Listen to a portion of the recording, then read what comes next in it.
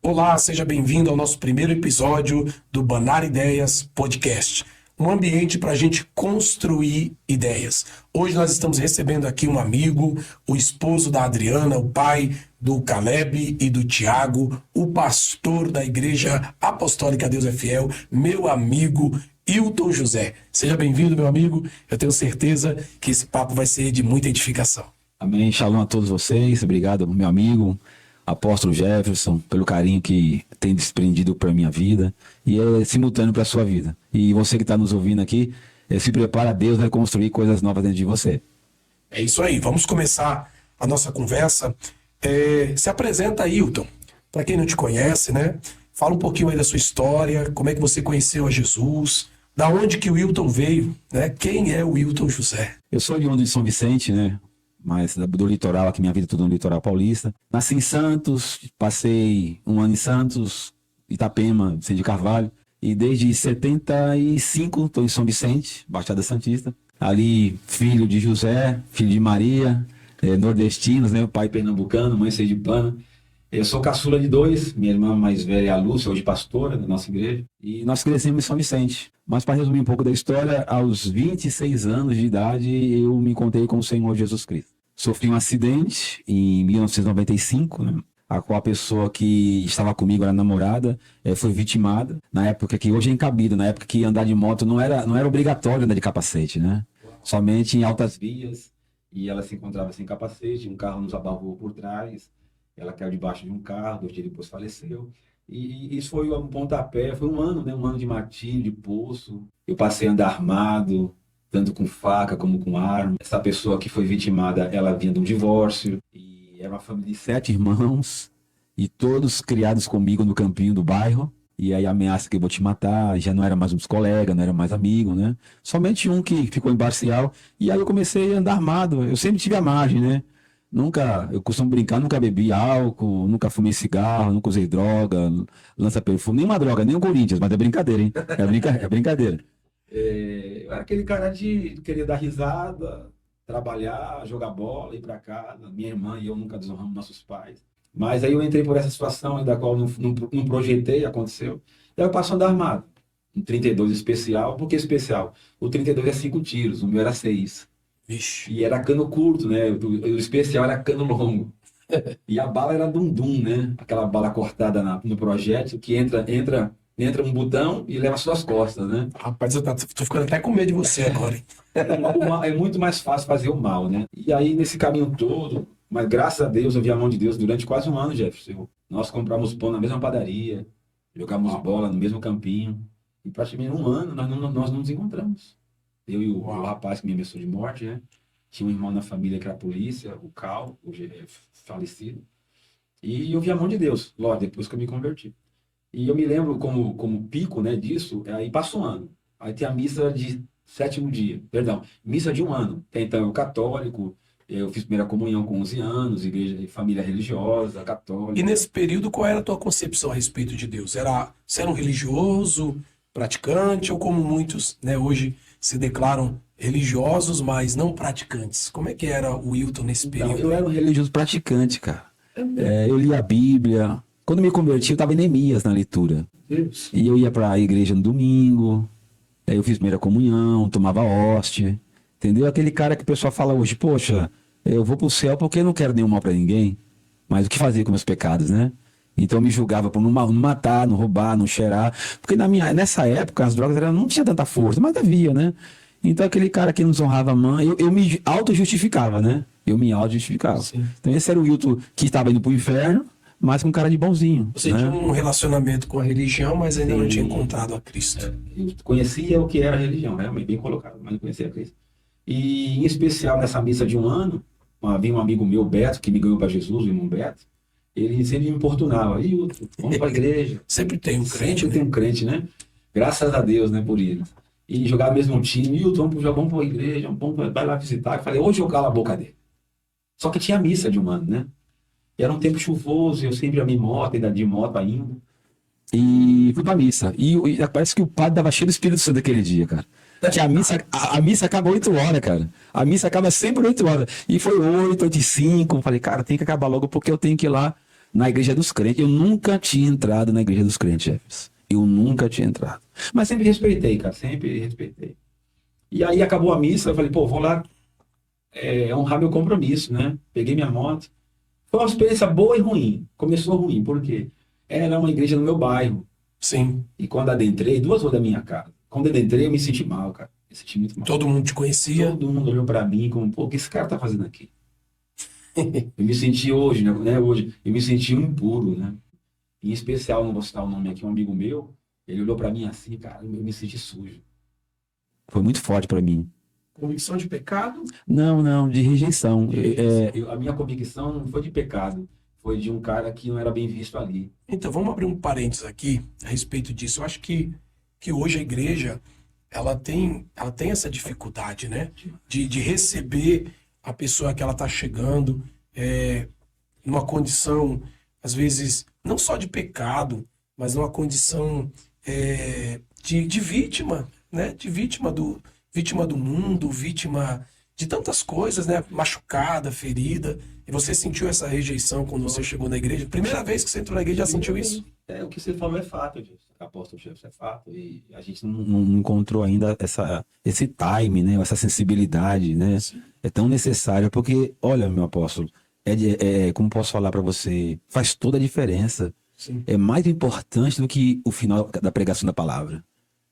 É como as pessoas te olham, né? Às vezes parece que a gente entra dentro da igreja, eu senti isso também. Eu acho que todos, De uma forma em geral, algum momento, mas eu acho que é uma coisa que a gente deveria ter muito cuidado. Ter muito Que eu cuidado, né? costumo dizer na frase minha, e você acho que já ouviu isso, que às vezes, antes de você conhecer Jesus, você conhece o teu discipulador.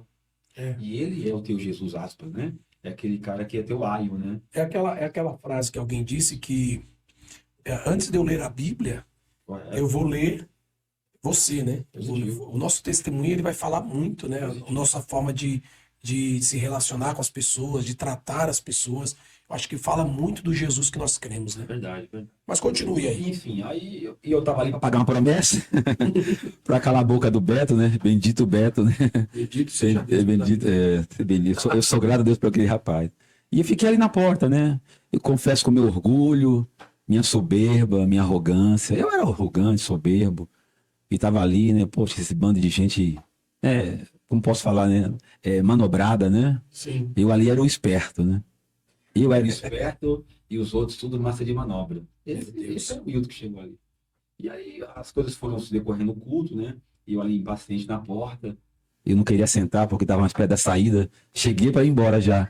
Eu não queria sentar. Só foi para cumprir a promessa. Só. Porque para descer no meu lugar, né?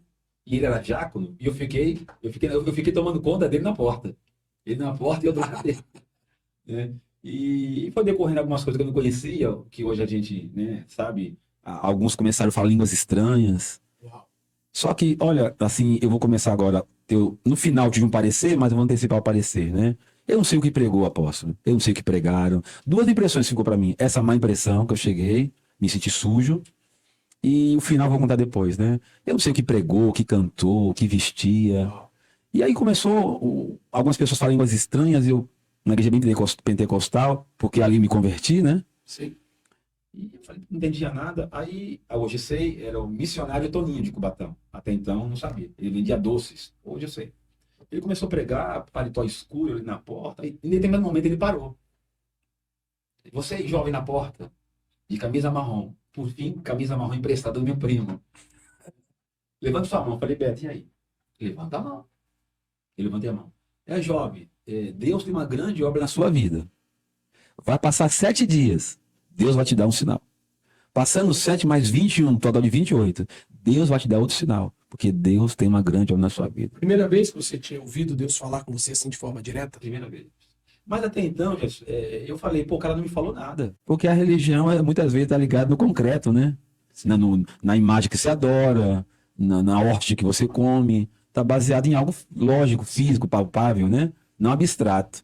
Falei, cara, esse cara não me falou nada não, pô. Mas isso aí, quando ele falou, Não mexeu nada. não mexeu nada contigo? Não mexeu nada. Aí começou a mudar tudo, Jefferson. Apóstolo Jefferson. Eu vi aquelas pessoas, igreja cheia no domingo, né? Falei, cara, bando de besta. Como homem é mal sem Deus, né? Sim. E eu ali, meu Deus, que bando de besta estão aqui, cara. E aí ele começou a falar Tupi-Guarani. Olha a ignorância. Como se... Eu julguei, né? Ele começou a falar línguas estranhas, perdão. Eu já falei, antecipei minha fala, né? Ele começou a falar línguas estranhas, eu falei, olha o cara, rapaz, picareta, falando Tupi-Guarani. Aí me pergunta, eu falo Tupi-Guarani? Já tava com discernimento já, irmão. Já tá com diferença. Não consigo nem falar português. E aí a maldade, né, que havia dentro de mim, começou a julgar, pô, o cara falando Tupi-Guarani, como se eu entendesse Tupi-Guarani, cara. Esse cara vai levar o dinheiro do povo. Aí, me desculpe a colocação aqui, respeitando os pontos, acentos e parentes, e aspas. Aí o idiota, o enganador parou, Jefferson. O índio que falava Tupi-Guarani parou, cara. E falou assim, ei, jovem, você aí na porta, levanta sua mão. Entrou um temor dentro de mim, Jefferson. E aí eu começo a suar minha mão, cara. Meu pé começa a tremer. Aí eu falei, e aí, Beto, levanta a mão. E ele falou assim pra mim, Jefferson, que mudou a minha história. Com Deus não se brinca e com Deus não se zomba. Ali eu conheci a Deus. Aquele dia, Jefferson, eu falei, meu Deus, existe um Deus. A minha conversão, e que não faz ninguém maior do que não faz maior do que nenhuma conversão, eu não sei o que pregaram, Jefferson. Eu não sei o que ele pregou, eu não sei o que ele cantou. Eu nem lembro da hora da oferta, cara. Que de fato foi o Espírito Santo que te convenceu, né? Eu falei, meu Deus, ninguém sabe que esse cara. Inclusive eu. Agora, eu sei. E Deus se apresentou a mim, Jefferson. Uau. Isso tu tinha quantos anos, pastor? Eu tinha 26 anos. 26. E naquele dia eu deixei a arma em casa, né? Deixei a arma em casa, uma faca em casa. Porque eu vim de família religiosa, né? Eu respeito, né? Nunca um filho do nordestino entraria na igreja de bermuda, né? De camisa mostrando os ombros. Então eu vim com essa cultura. E o respeito por ir numa igreja, na verdade eu ia em duas, né? Eu ia na minha igreja, né? Eu ia na minha igreja e depois ia na igreja do irmão Beto. Ia lá só para cumprir. E na época, apóstolo Jefferson, eu vendia, como que Deus faz, né? Eu vendia a camisa, né? Eu vendia a camisa, trabalhava na Coziba, tinha um bar no Macoco. Eu não tinha problema com dinheiro. Eu confesso que é muito difícil imaginar você dono de um boteco, andando armado. Para quem convive com você hoje, é muito difícil imaginar isso. Mas me diz uma coisa, como é que foi os teus primeiros dias com Jesus, os teus primeiros dias na igreja? Como é que se desenrolaram depois dessa mal impressão que você teve quando você chegou, né? Sim. Como você acabou de falar pra gente aí. Então, a boa impressão desse culto, apóstolo Jefferson, foi da irmã Vanilda. Agora eu tô no lugar que eu tô amando há minutos e eu não sei como me mover dentro dele, entendeu? Eu não queria ir embora, mas não sabe como me conectar com ninguém, cara. Eu sempre tive problema de me conectar, né? Eu só me espalho depois que eu conheço, mas eu sempre ainda hoje sou tímido. Meu filho mais velho, o Caleb, hoje, não é diferente de mim. Eu digo que ele não roubou, né? Ele só herdou. E eu falei, poxa, eu não quero ir embora daqui, cara. Mas eu não sei ficar aqui. Isso dá um corte, hein? Eu não quero ir embora, mas eu também não sei ficar. Eu acho que esse é o grande problema até hoje da igreja, de saber como receber as pessoas, como é que eu posso dizer, introduzir as pessoas dentro da comunidade da fé, né? Às vezes a pessoa ouviu a palavra, ela foi impactada pela palavra, mas ela sai dali porque ela queria ficar, mas ela não sabe como, às vezes, ser inserida, não tem quem ajude ela a ser inserida nessa comunidade. Meu amigo, é como a criança nasce. Se a mãe não põe o peito na boca, Sim. Ela mama dedo, ela mama, sei lá, qualquer coisa macia que põe na boca dela, ela mama. Então, eu nasci ali, né? Eu nasci ali, mas alguém tinha que me ensinar a pôr a minha boca no seio, no sentido figurado, né? Para me alimentar, né? E ali eu me vejo numa situação, e aí vem a irmã Vanilda, hoje em memória, né? Ela vem em minha direção, abrindo um sorriso, vejo muito claro ainda hoje. Ô, jovem, você parece crente. Aquele sorriso me ganhou, Jefferson. Ali me ganhou para mim voltar, porque algo tinha acontecido dentro de mim. Mas eu não tinha motivo para voltar, porque tinha uma vida lá fora, né? Que eu ia me deparar com essa vida terrível. Hoje falando lá dentro, né? Hoje falando de dentro, né? Eu não tinha essa percepção, como ninguém tem, né? Eu não sabia que eu tinha que voltar para aquela vida. E aí, ela me abraça, ô, jovem, você parece crente. Eu falei, pô, eu volto para cá.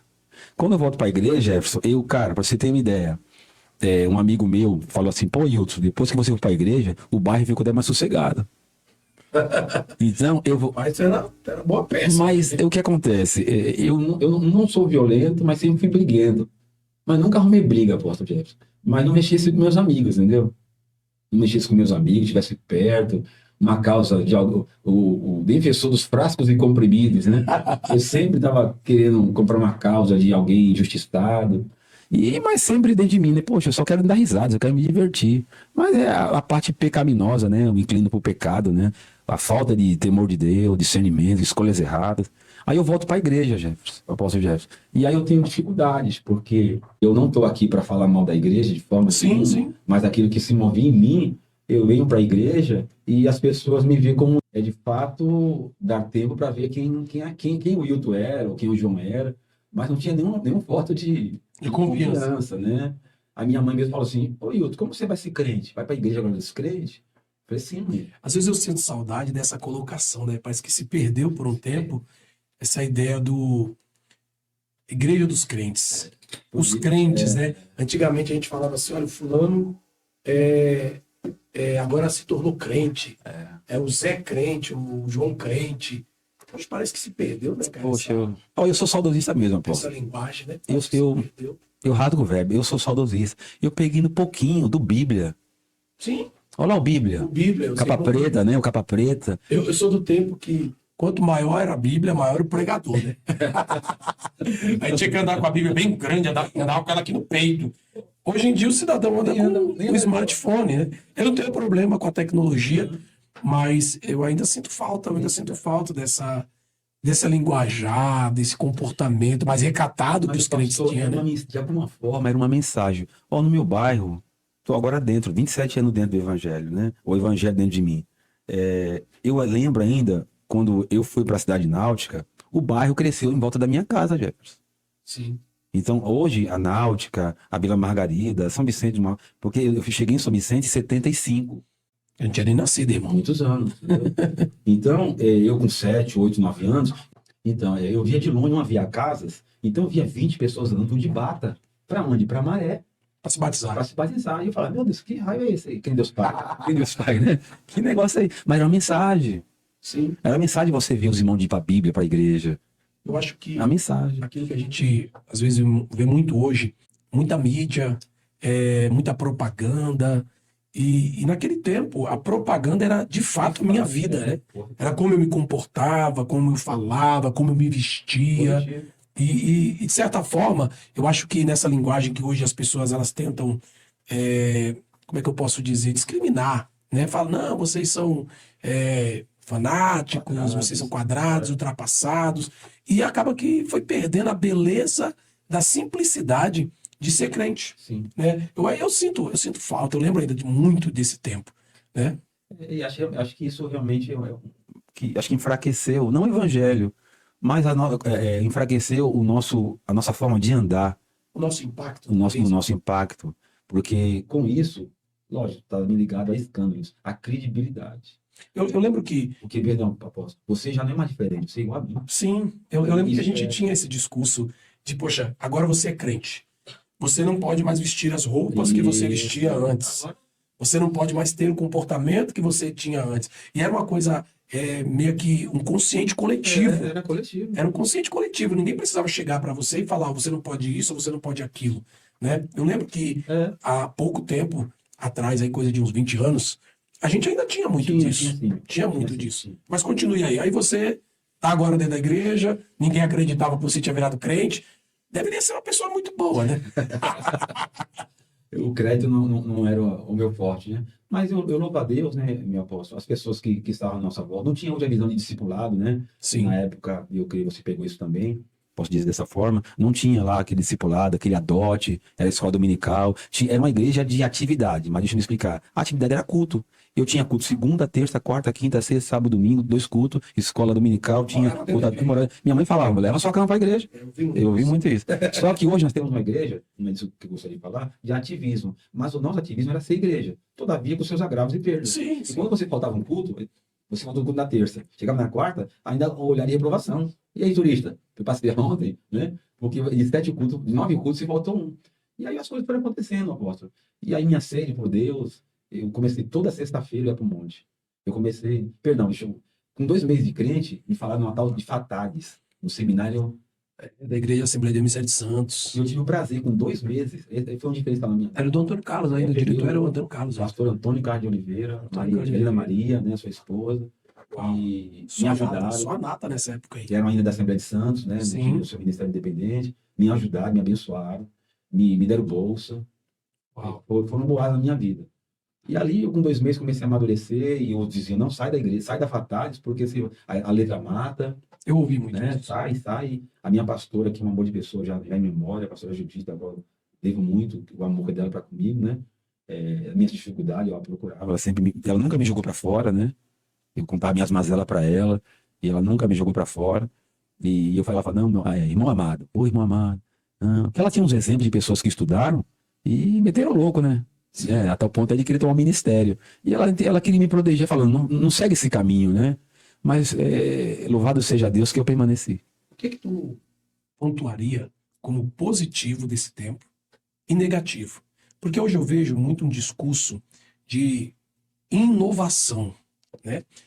Hoje a igreja inovou tanto que em alguns aspectos eu acredito que ela até perdeu a essência de ser igreja, né? Eu vejo que essa preocupação de ser mais atrativa, de ser mais moderna, e você hoje, tanto dentro da igreja, 27 anos dentro desse convívio, hoje como pastor, apóstolo, né, preside o ministério, quais são os pontos, Hilton, fortes, né, da igreja que te recebeu 26 anos atrás, né, e a igreja hoje? Como é que você enxerga essa evolução da igreja? Ou essa desconstrução da igreja? Olha, eu tenho uma única palavra, mas ela com 2 fatias. Sim. Deixa eu explicar. Eu sei que é muita coisa que poderia pontuar, apóstolo Jefferson, mas eu venho com isso no meu coração hoje. Hoje eu acordei com isso no meu coração, eu quero poder derramar aqui. Caráter. Porque quando eu chego na igreja, e eu não sou marco para tudo, né? Eu não sou marco para tudo, não sou referência para tudo. Sim. Eu vejo uma igreja que ela tem mais o caráter cristão. É uma igreja que ela santifica o santo. Ela dá peso às coisas realmente que levam o nome de Deus. Mesmo com as suas limitações comparado hoje, que seria o futuro, né? Que nós temos hoje. Seria salve guarde os exageros, né? Salve guarde os exageros, né? Que foram muitos, né? Poxa, tem coisas que eu me lembro e fico muito triste, que, falando de exagero, que quando alguém é disciplinado, Uau. que hoje se disciplinam, e eu creio que você tem ideia disso hoje, como o homem que você é, o pastor, o presidente, o pai, que da forma que a nossa igreja disciplinava no passado, hoje é passivo a questões jurídicas, judiciais, processos, né? E eu lembro que quando alguém era excluído da igreja, era proibido de estar no culto de doutrina. Eu lembro de uma situação que aconteceu da igreja, onde um jovem ele teve uma situação de dissabor com a pastora, com a esposa do pastor, porque não existia nem esse termo pastora, né? E teve uma assembleia para que esse jovem ele fosse excluído da igreja. E eu lembro que essa assembleia era aberta, né? E esse jovem ele foi proibido por um determinado tempo de pisar dentro da igreja. Eu lembro disso assim muito claramente. Nós estamos falando de igreja? De igreja. Imagina isso hoje. Eu não sei se dentro desses modelos de igreja ainda existe esse tipo de comportamento, até porque hoje muita coisa é passivo, até de ações jurídicas, né? Mas eu lembro claramente que eu participei de uma assembleia onde o jovem ele foi excluído, e não só excluído, ele foi proibido de pisar dentro do templo por um determinado tempo. Então esses são os exageros, né, apóstolo? Eu me lembro quando a pessoa era excluída, ela não poderia entrar no culto de doutrina, e eu vejo na minha mente um irmão vendo o culto de doutrina na calçada, apóstolo. Que cena humilhante. E para piorar, todos que saíam não viam, ele era invisível. Eu tive uma conversa com a senhora algum tempo atrás, e ela me confessou algo, né? Ela disse assim para mim, pastor, eu estou muito triste porque a minha filha falou para mim que nunca mais vai pisar dentro de uma igreja. E aí eu disse, por quê, querida? Ela disse, porque ela jogou na minha cara, o termo que ela usou, né? Disse, mãe, me colocaram de banco, me tiraram do grupo de jovens da época porque eu coloquei uma bermuda. E hoje eu vejo senhoras pintadas como um pavão, abre aspas e fecha aspas, fala dela, né? E que se vestem de qualquer forma, e hoje é normal. Então aqueles exageros, talvez o excesso de zelo, acho que hoje descambou para a libertinagem, né? Correto. Eu acho que nós hoje temos o desequilíbrio. E quando eu falo assim, pô, Hilton, pontua, aquela igreja que te recebe 26 anos atrás e a igreja hoje, é sobre isso que eu quero gerar aqui essa conversa, né? Porque você teve um encontro com Jesus, eu até acho engraçado, porque hoje a gente faz um apelo quase que fazendo uma promoção para a pessoa aceitar Jesus. Ó, querido, você quer aceitar Jesus? Você. Não é? Parece que Jesus tem uma necessidade emocional de aceitação. E naquele tempo a gente recebia Jesus por constrangimento causado realmente pela palavra, pelo Espírito Santo que nos convencia realmente da justiça e do juízo. Não estou dizendo antigamente, eu acho que essa é a forma correta e real hoje ainda. Mas a gente vê muito isso, né, dentro das igrejas que se tornaram, como é que eu posso dizer aqui, comunidades para agradar pessoas, né? Os sermãos hoje eles são mais doces. Para atingir, parece que a alma, né? As emoções, né? Nós não temos nada contra os coaches, até porque nós somos coaches. Mas, cara, hoje a gente vê dentro da igreja, parece que se perdeu a essência do verdadeiro evangelho. Quando eu falo igreja, eu estou falando dentro de um contexto geral. Geral. Mas ainda existem os remanescentes, né? Então. Mas vamos lá, o convidado hoje é você. Me fala um pouco aí. Você já pontuou alguma coisa, mas a igreja que te recebe 26 anos atrás e a igreja hoje, Hilton, o que de fato você sente falta hoje? É o que você está falando, apóstolo Jefferson. A questão, eu acho que se há uma causa nisso, é a falta de a igreja, o noivo sabe que tem uma igreja. Sim. O noivo sabe que tem uma noiva. Mas parece que a noiva é como, eu quero muito tua amizade, mas você, vou usar um termo aqui um pouco não apropriado, mas manter a educação e o pudor, mas você está se lixando para isso. Sim. Eu quero tua amizade, mas quanto a mim, você está se lixando. Então, eu acho que a igreja hoje ela perdeu um pouco do relacionamento com o noivo, a identidade com o noivo. Será que a gente se perdeu no comodismo, na modernidade, na tecnologia? É isso que eu estou falando, apóstolo, que tomou lugar, porque hoje, é igual, eu sou de uma geração que o melhor lugar de brincar era a rua. Sim. Porque, cara, eu não tinha televisão na minha casa. Celular, quando internet. Apareceu, em 79, 78, se falo engano, baixei de 67, a televisão na minha casa, Telefunken. Mas eu tive uma Telefunken. Toda de madeira, né, aquele caixotão de madeira de tubo, né? Preto e branco, para ver Tom e Jerry, Papaléguas, né? E que atrativo tinha. Tu via o desenho que eu vinha hoje, eu passava o mesmo manhã. Então, que atrativo na minha casa? Eu ia pra rua. Eu corria, brincava, me sujava, entrava em casa só para comer. Meu pai assoviava quando me via, eu corria, meu pai me via, eu continuava, brincava todo tempo na rua, ia pra escola, aí eu chegava em casa, falava, mãe, com cordão preto aqui no pescoço, vai tomar banho, não, tô limpo, mãe, tô sujo não, né? Nem suei. Só o pé. O pé era aquela coisa mais linda quando deitava. Agora, apóstolo Jefferson, tanto quando você fala do jovem, do adolescente, ele está encarcerado, em cárcere privado dentro da sua casa, ele é refém da sua casa, da modernidade, a igreja pegou esse viés. Sim. Hoje, eu toquei na igreja por necessidade, com muitos pastores, né? Eu começo a pastorear em 98, eu e minha esposa só, na verdade, eu e a minha noiva, porque a Adriana era minha noiva. Depois de 7, eu assumi a igreja com a minha noiva, depois de 7 dias eu casei. Então, em setembro, eu fiz 25 anos de casamento e 25 anos de ministério. Uma semana separa um do outro. E eu te falo agora uma coisa que eu queria puxar aqui esse gancho. Qual era a diferença da formação de líderes, de pastores, de obreiros dessa igreja que nos recebe lá atrás, 26, 27 anos atrás, 30 anos atrás, e a igreja hoje? Eu vou pontuar a mesma coisa. Talvez você fez uma pergunta e eu não entendi na sua essência. Eu vejo hoje, o apóstolo Jefferson, vou começar com caráter. Aí, lógico que ia muita coisa. Hoje também a gente criou uma geração de obreiros que não são provados. Na verdade, eu vejo que o casamento, o noivo, ele tem que ser um homem. E a noiva tem que ser uma mulher. O noivo não vai casar com uma menina, com uma igreja criança infantil. Uma igreja madura. E eu vejo que hoje, eu posso falar que não sou da geração nova de obreiro. Eu estou com 25 anos de ministério. Eu acho que perdeu-se isso. Com medo de perder o obreiro, tira a responsabilidade de se tornar um homem. O obreiro tem que ser um homem. Eu digo homem no sentido de formação. Sim. Eu não posso ensinar um obreiro a comer, Jefferson. Como eu vou te trazer? Vou trazer alguém para o ministério que eu tenho que ensinar ele a comer. Como eu vou trazer uma mulher para o ministério que eu tenho que ensinar ela a sentar com as pernas fechadas? Uau. Minha esposa hoje está aposentada, graças a Deus, Baruch Hashem, professora. e você sabe muito o que eu vou falar. A professora é só para dar aula, mas ela tem que educar. Eu acho que a igreja chegou num nível, ela foi tão desequilibrada no seu zelo, que chegou um tempo em que abriu-se mão totalmente, não só daquilo que era exagero, mas daquilo que era essencial para a igreja. Com a perda do exagero, apóstolo, foi essencial. Perdeu o seu essencial. Vamos dizer assim, eu tenho que limpar essa mesa, mas tem 4 coisas que são necessárias que ela permaneça. Eu tiro tudo, mas tem 4 coisas necessárias para que eu possa manter essa mesa, que são os pés. Eu acho que chegou o tempo de voltarmos a pregar as coisas essenciais. Então, sabe, a gente entrou num viés que aí eu acho que é muito grande falar disso, e isso acho que nunca vamos chegar a um denominador comum, a questão de resultado. O que é resultado?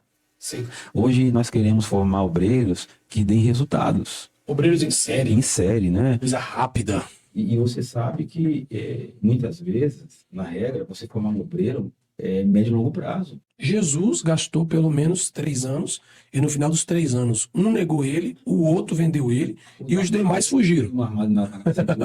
Mas aí que eu gostaria de pontuar, apóstolo. Mas os 30 anos de Jesus não foram necessários para a formação dele. Como pessoa, como filho, como pai, as festas judaicas, o Shabat, as ofertas, as brachá, os dias.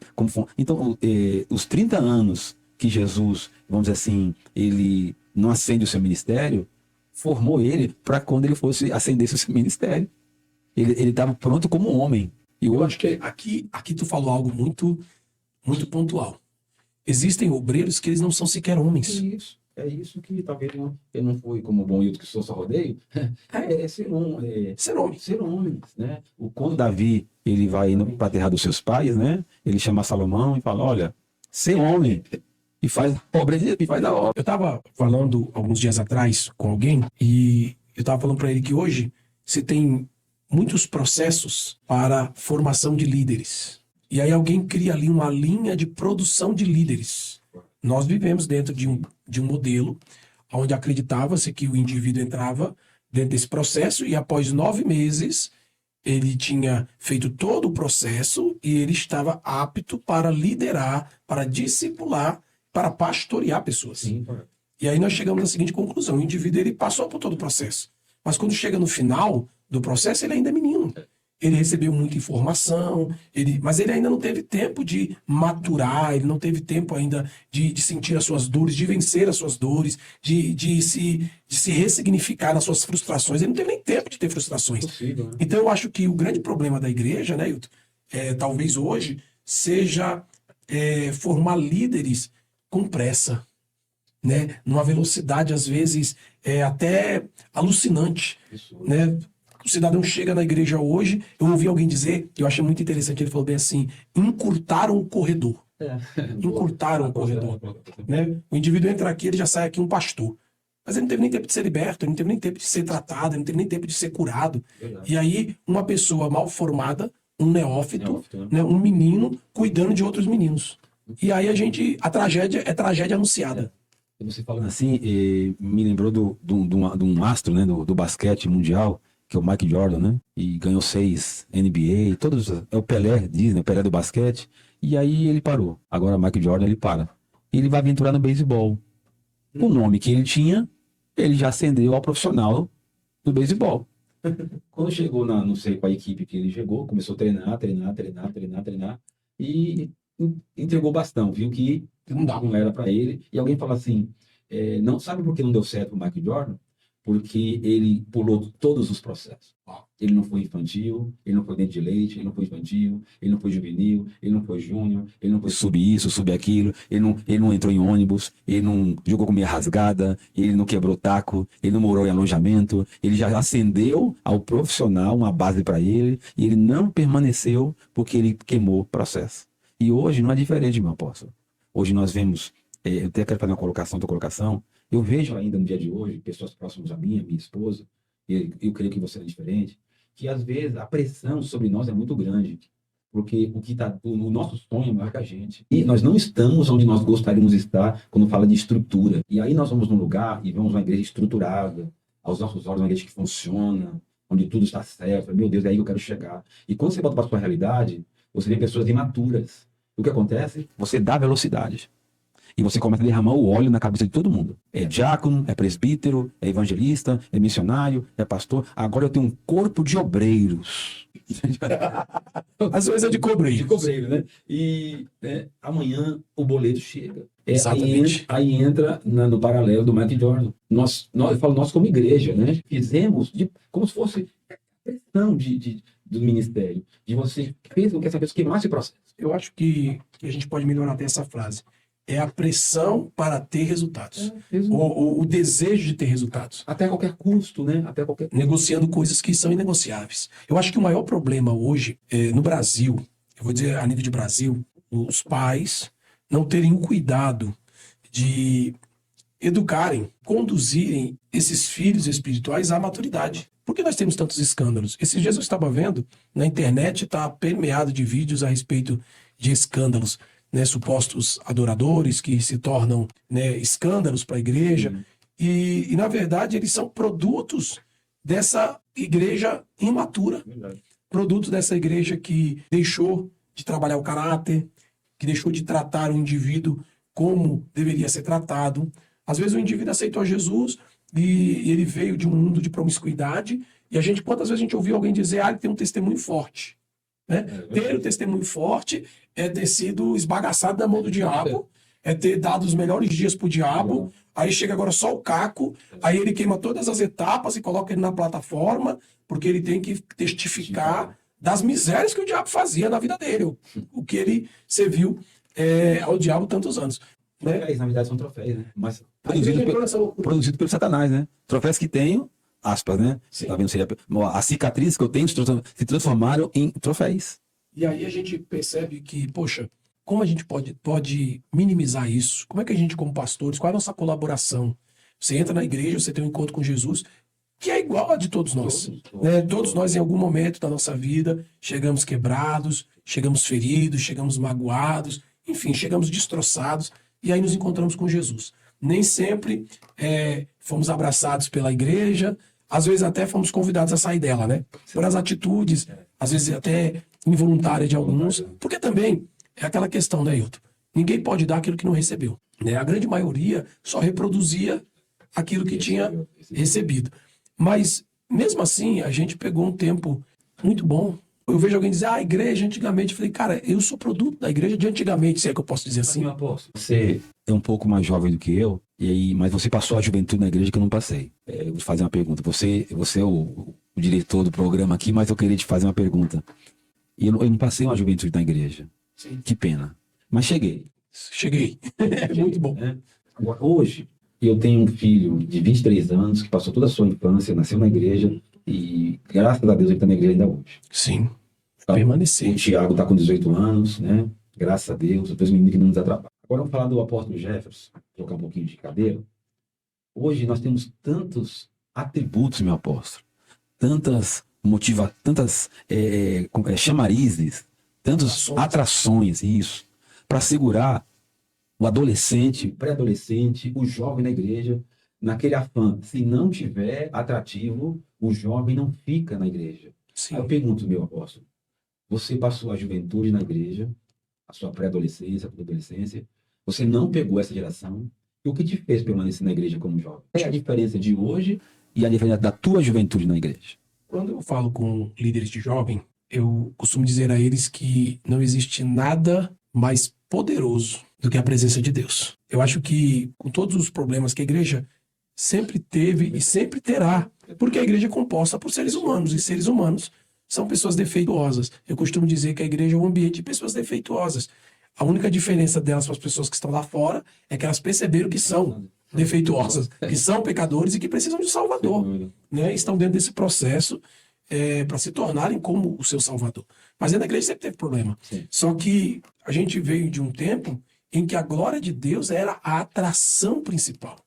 As disciplinas espirituais, oração, jejum, leitura da palavra, escola bíblica, batalha bíblica, tudo isso fazia parte da nossa convivência normal da igreja. Era parte normal da igreja.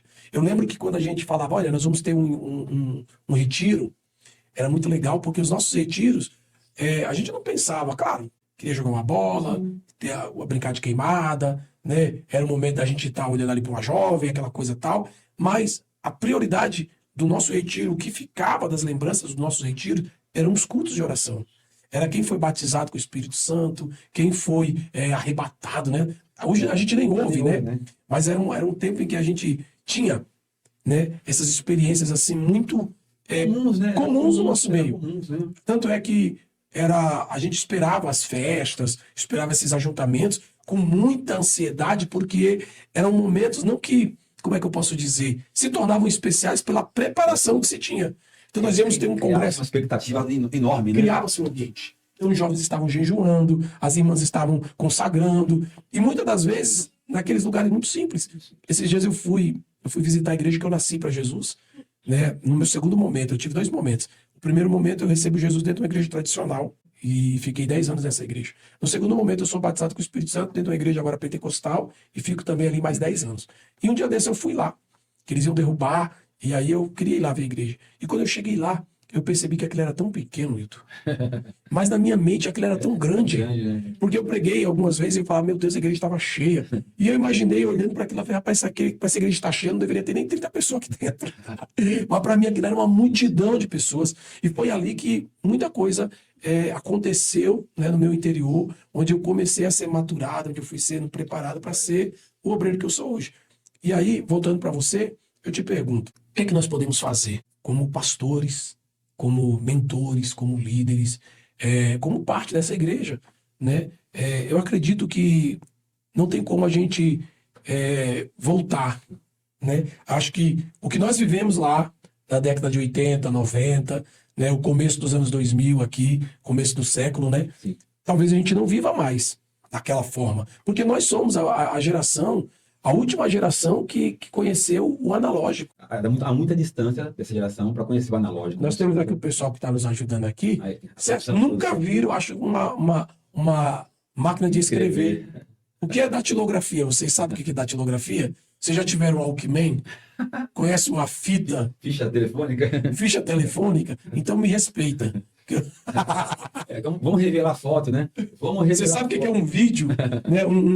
Como é que é? Um filme, né? Filme, né? A gente tirava as fotos de 36 fotos, a gente chegava lá, às vezes tinha queimado 30, só saía 3. Meu Deus. Num filme. Fotografa modelo. Meu Deus, era horrível. Então essa geração nunca vai conhecer aquilo que nós conhecemos. Aí eu pergunto, como a gente pode resgatar essa geração? Como é que a gente pode, de alguma forma, cooperar com essa geração, com essa igreja, que é a igreja de Jesus, que é a noiva do Cordeiro, a qual nós fomos constituídos ministros para conduzi-la à maturidade. Como é que a gente pode fazer isso, cara? Olha, hoje o avanço, o apóstolo Jefferson, ele é bem-vindo, né? Acho que o acesso ao conhecimento hoje, eu acho que nunca teve tanto acesso ao conhecimento como temos hoje. Sim. Né? Hoje você... Deixa eu tentar melhorar isso aí. Não seria acesso à informação, Hilton? Uma coisa é informação, outra coisa é conhecimento. Mas dentro de todo esse aparato, Jefferson, o que nós temos que levar para essa geração é a presença. O aparato tomou lugar da presença, ou alguns deixaram que tomasse. Nós precisamos ter essa ideia muitas vezes. Porque tem um aparato, a tecnologia, que é bem-vinda, né? O conforto. Meu Deus, naquela igrejinha que eu entrei, você falando e ouvindo, eu vi ela tão cheia. Jefferson. Eu também. E voltei lá, congreguei lá, e depois voltei, saí de lá, e voltei para pregar, já não era tão grande como você precisou viver isso, a nossa experiência. Só que, quem diria naquela igrejinha de 20, 30 anos atrás, um ar-condicionado, Uau. Um data show, era retroprojetor, né? As irmãs, né? Eu lembro que você pegava a radiografia do pulmão, passava álcool para escrever caneta piloto, para pôr no retroprojetor. Meu Deus. Quando queimava a lâmpada, eu lembro até hoje, vinha na Mecanótica, na Ana Costa, tô falando de 10 quilômetros. Só lá que vendia. Só vendia lá. Só vendia lá. Monopólio, né? Agora entrou a modernidade. Eu, quando comecei a tocar na igreja, por necessidade, muito mal, só para suprir necessidade, era muito difícil. Hoje, quantos pedais de efeito tem? Bateria eletrônica. Eu estou falando o que é para mim aparato, né? Os aparatos. Isso foi muito bom na igreja. Só que, por um lado, no percurso, se perdeu a presença, apóstolo. Se a gente de fato entende que os aparatos são necessários, E hoje, vamos ser sinceros, é quase que impossível viver sem eles. O aparato que estamos aqui, podcast, nós somos um aparato. Né? Eu sou do tempo da rádio. As rádios pirata. Oh, meu Deus, perdoa Oh, nós. meu Deus, perdoa nós, Senhor. Nós era tudo pirata. Não cita nome, não cita nome de rádio. Mas era para nós, aquilo era a tecnologia que nós tínhamos. Olha, meu apóstolo, para mim, eu me lembro quando eu fui pregar numa rádio pela primeira vez, líder de jovem, eu falei, onde fica o banheiro da rádio? Eu só tremia, eu entrei no banheiro para me tremer. Eu entrei no banheiro para me tremer. Meu Deus. Porque aí eu dobrei meu joelho para orar. Era o tempo, Jefferson.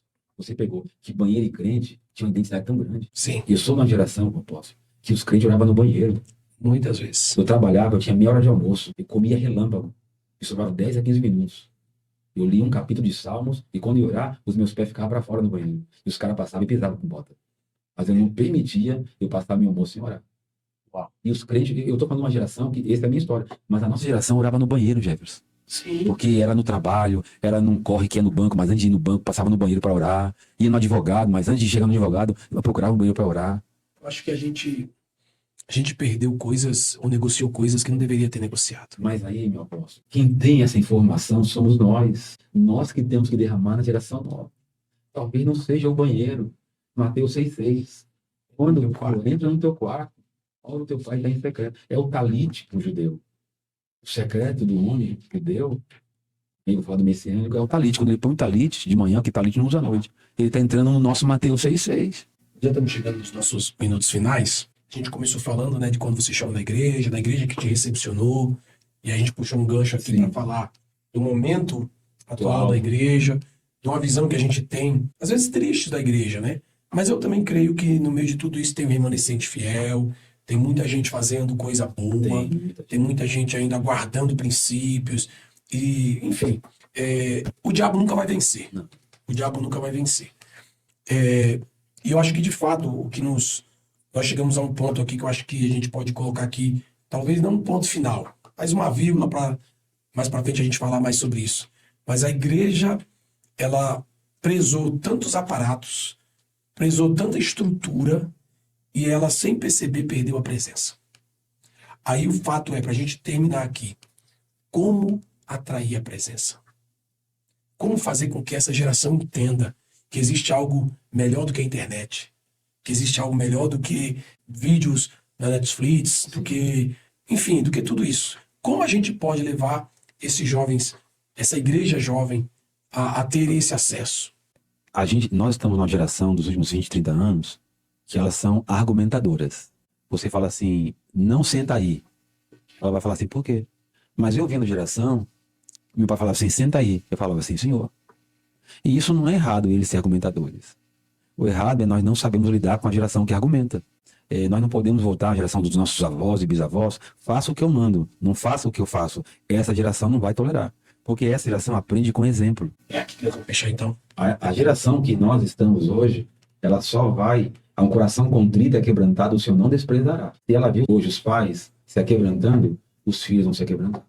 Só para concluir, o Caleb tinha 2 anos e eu estava orando na sala. Sim. E aí, orando na sala de dia, já 9, 10 horas da manhã, estou falando de 20 anos atrás, e aí eu sinto algo molhado nas minhas costas, morno, descendo de suor, não é, né? Embora estava muito quente. Quando eu olho, é meu filho com a mamadeira jogando o leite nas minhas costas. Ele vem orando. Eu estou falando 2 anos de idade. Beirando aos 10 dele, eu vejo o Caleb orando. Glória a Deus. Então, os meus filhos, eles aprenderam a orar, não porque a mãe era pastora e o pai era pastor, que todos os dias quase da vida deles, eles entravam no quarto e eles viam a mãe orando e eles sabiam, agora não é hora de falar com a mãe, agora não é hora de orar com o pai. Aí eu pergunto, meu apóstolo, os nossos pastores, nós como pastores, nós estamos orando? Será que nós estamos sendo exemplo para... Às vezes é muito gabinete e pouco altar. Uau. É muitos seguidores e pouco presença. Então eu queria concluir aqui e te agradecer, meu amigo. Você é um cara que eu amo. Eu sei que você é um marido exemplar. A Elizabeth que eu diga. Seus filhos maravilhosos, um lar cristão. É uma igreja que anda em princípio. Um homem sério. E para mim é um prazer muito grande ter dividido a mesa com você hoje. Me sinto honrado de dividir a mesa com você hoje. Nosso primeiro episódio, nós já começamos aí muito bem, recebendo aqui não só um apóstolo, né, mas um amigo Eu acho que a conclusão de todo o papo que a gente teve aqui, dessa primeira mesa, né, do Banar Ideias, a construção toda, eu acho que chega exatamente no ponto onde a gente entende que precisamos de sermos exemplos. Nós precisamos ser, de fato, referência. Nós precisamos ser referência. Eu acho que a única forma de nós tocarmos a igreja, essa igreja que está nascendo, essa igreja que ainda é imatura, é de fato assumindo uma postura de santidade, de exemplo, de referência. Hoje nós recebemos aqui o apóstolo Hilton José, um homem de Deus, um amigo, e eu quero pedir para você que esteve conosco aí, compartilha esse podcast, deixa aí o seu like, se inscreve no canal, tá bom? Deixa aí o seu comentário, eu tenho certeza que essa mesa foi muito enriquecedora. Meu amigo, Deus te abençoe, foi um prazer te receber aqui, e eu espero você para a próxima mesa, para o próximo momento. Deus te abençoe. Tchau, tchau, queridos. Um abraço.